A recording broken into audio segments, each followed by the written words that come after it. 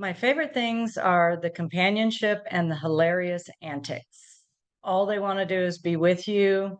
I mean, if you go to the grocery store, they act like you've been gone, for a week. Um, they're very interactive.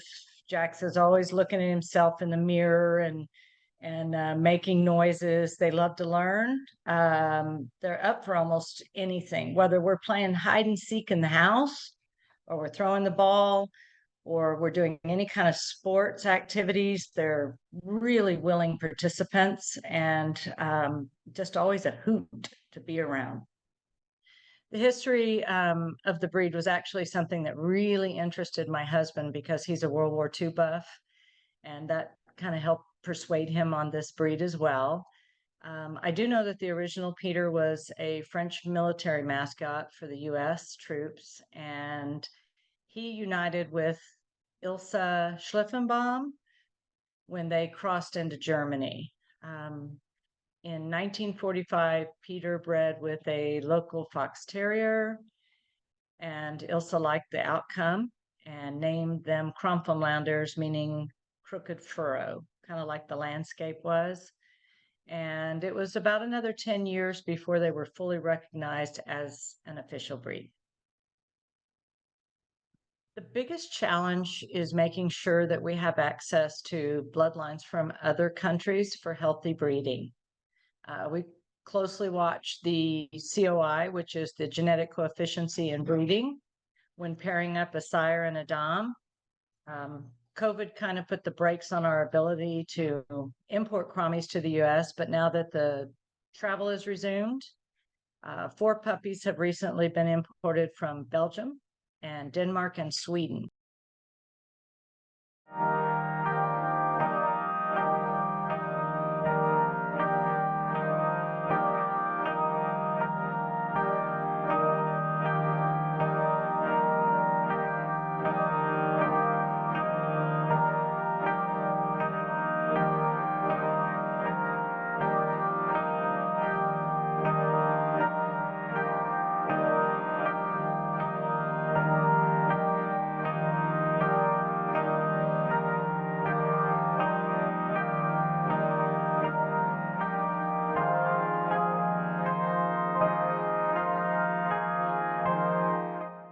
FSS is like an entry level for a new breed. And what you have to do in that entry level, of course, you have to have a parent club. But what they're trying to do is establish that there are X number of dogs. And in this case, for FSS, it's 150.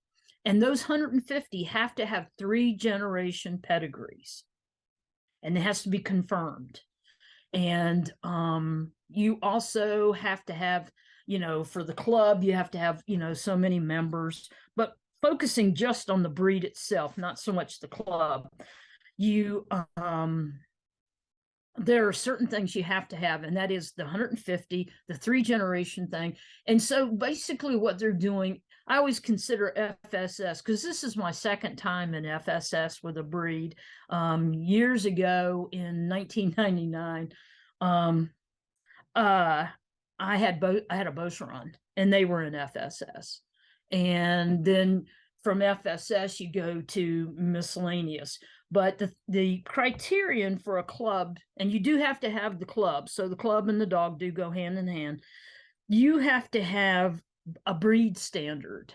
And there is a certain person at AKC who looks over and works with the club on their breed standard. And you take the FCI standard and you make it applicable to America. Because the FCI is a European, organization. And so terms might mean a certain thing in Europe, but not here in America. So you have to make the standard so that it's relevant to an American judge. So they can look at that without reading a novel and say, okay, the head is supposed to look like this. The front of the dog is supposed to look like this. The rear end is supposed to look like this. The feet are this. The head is this. The temperament, There's a lot of things that go into the breed standard, and it's very holistic because it includes the entire dog, not just the bone structure. It also goes to their mental well-being. You know, are they a stable dog? What is acceptable? Like in the Kromfohrlander, obviously aggression and severe timidity, you know, being a timid dog are two things that are going to be a huge fault. We don't want to see that in a breed. We also don't want to breed that, in my opinion, but that's a different story. But once you work with AKC, and you have to put it in their legalese, their standard, once those two things are done, you are eligible to move up to miscellaneous. As a club, there are certain things that AKC requires of you, like a logo, officers, committees, that kind of stuff. So it can be quite involved. I'm the AKC liaison, and I'm learning too. I mean, I've been in AKC for a number of years, off and on. I've also been in other breed registries, and it's complicated. That's the first thing I'll say. It's complicated. But AKC does have excellent people who are a phone call away, and I talk to them probably every other week. I think we're on a first name basis now, but you want to get it right when you're establishing a breed. And that's what FSS is all about, is starting your breed out in the AKC world correctly. You know, it's kind of like building a house, get your foundation correct, and then we can move on to the walls. So miscellaneous is kind of like those walls, you know, putting up the framing of the house. And we will be in miscellaneous for quite a while. Miscellaneous, before you can become a parent, you know, a full-fledged breed, you have to have 300 dogs, and we have not yet quite reached 150. We probably will by this summer, but we're not there yet. So figure how long it took us to get to 150. Now we have to double that and get to 300. I don't think anybody's in a crazy hurry rush to get full acceptance, but getting into miscellaneous allows you to show your dogs more.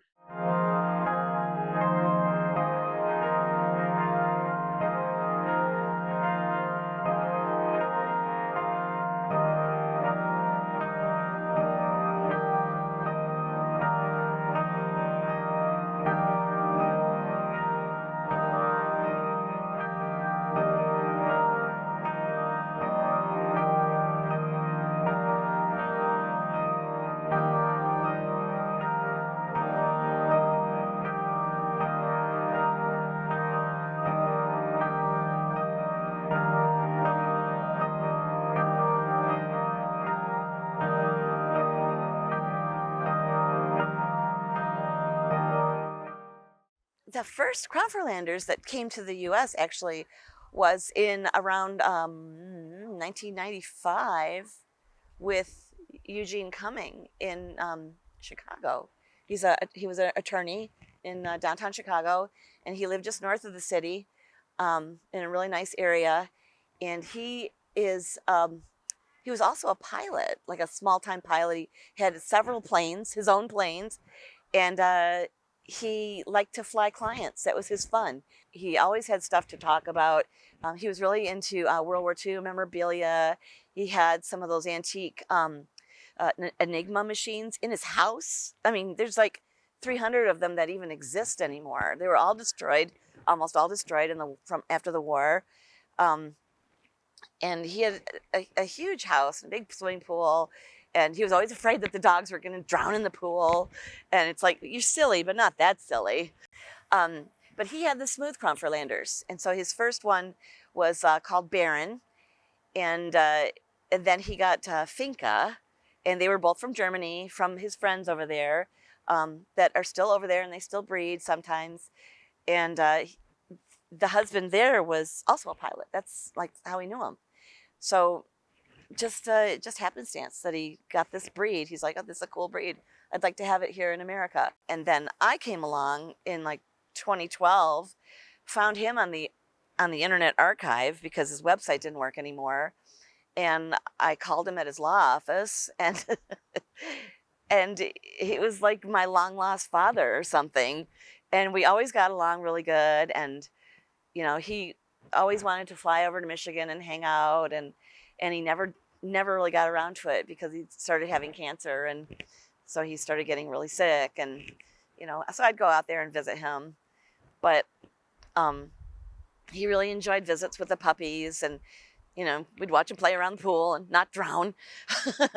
But you know, he really liked that there was a group of people that were, you know, younger and had more energy and wanted to keep this breed alive, even though it wasn't the smooth ones necessarily. So he knows it's in good hands. So, you know, regardless, I feel like he's watching over us from wherever he is.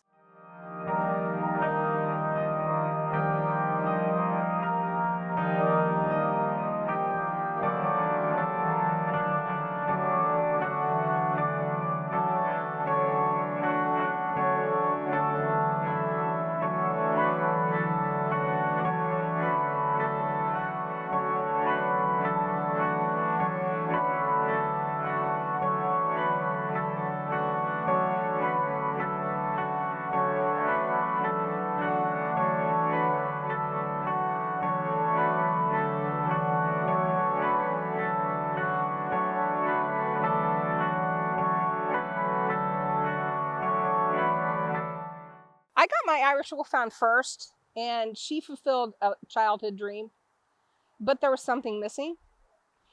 And I knew the bear shaped car would probably fill up the things that I needed to fill up. And so I got the bear shaped car, and there was still something missing. And then the Kromfohrlander came into my life, and it became full. It's because they are so much, they want to be with you so much. They're the shadow dog, you know, they want to be right there and do everything that you want to do. And they love you. They're funny. They're the funniest dogs. They're easy to take care of. They're smaller. I could go on and on. I just love them so much.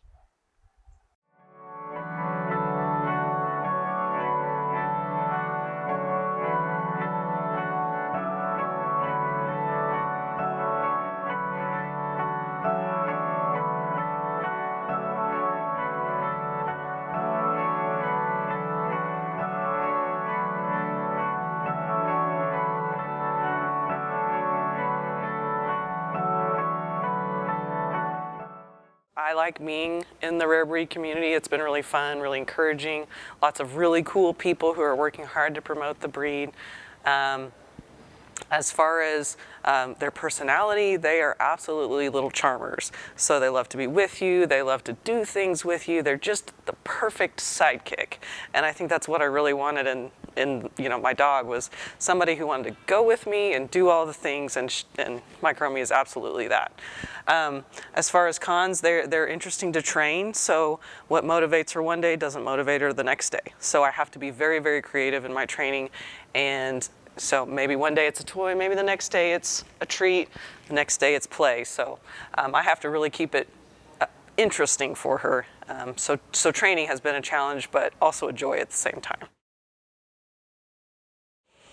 So another thing that I really like about the breed is that they bond really closely with you. So they want to be a big part of your life, and sometimes that means underfoot. So if I'm cooking or cleaning, she might have to be in her crate for a little while just to keep her safe, but they really do want to be your best friend, and it's really enjoyable.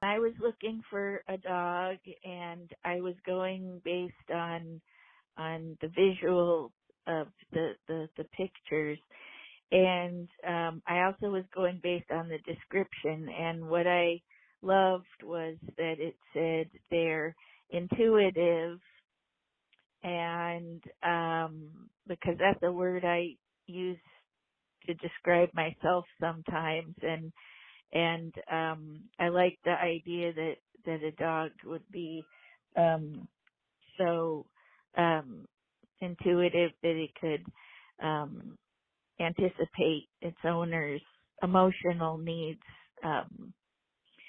and sort of being the complete opposite of a beagle, which is completely bred for sport and, sniffing and hunting.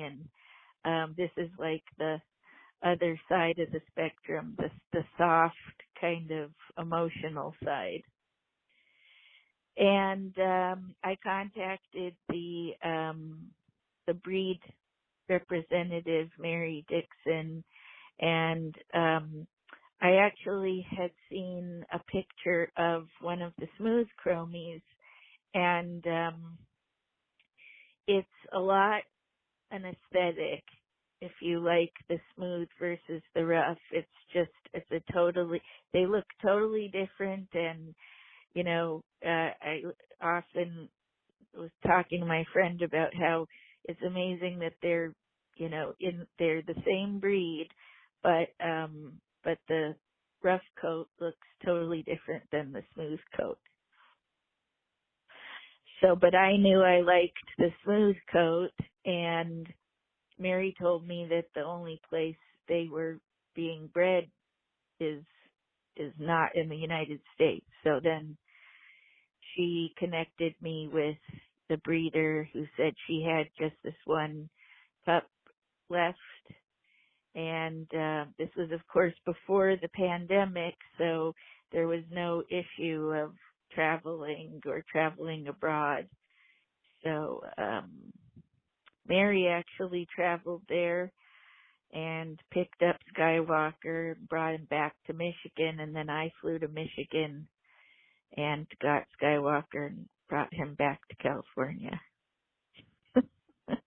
Yes, it's a long way to go, but it's an amazing dog.